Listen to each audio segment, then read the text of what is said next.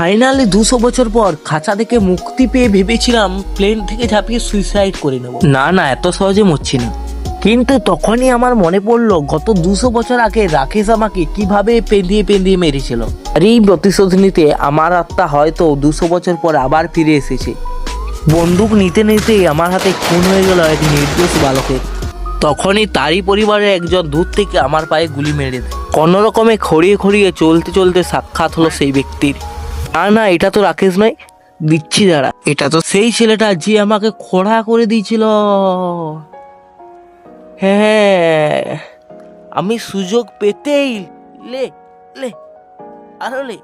সে তখনই সারা জীবনের মতো স্বর্গে চলে যায়, আর আমি তার বডি থেকে যা কিছু পাই, মানে আর কি গুপ্তধন যাই হোক না কেন, সেটি নিয়ে বেরিয়ে পড়ি তৃতীয় বিশ্বযুদ্ধে। মাঠে ঝোড়ে জঙ্গলে গাড়ি চালিয়ে লেগে গেলাম শুধুমাত্র আমার মৃত্যুর প্রতিশোধ নিতে।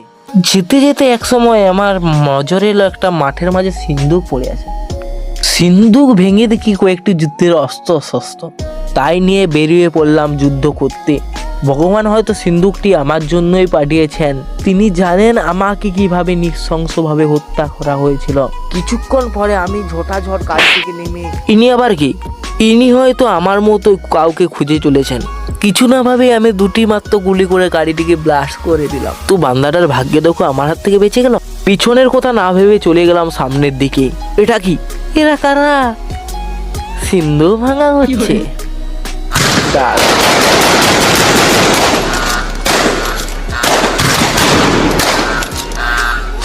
অনেক যুদ্ধের বলে দিলাম দুটাকে স্বর্গে পাঠিয়ে। অবশেষে দেখা মিললো রাকেশ বেটার। हे भगवान तेरी लीला अपरंपार है। ঝটাঝট লাফিয়ে যুদ্ধ, শুধুমাত্র যুদ্ধ। অবশেষে দিলাম একটি কোটির একটা রিল ঝেড়ে। কিন্তু এটা কি? বেটা ছেলে আমাকে আবার স্বর্গে পাঠিয়ে দিল।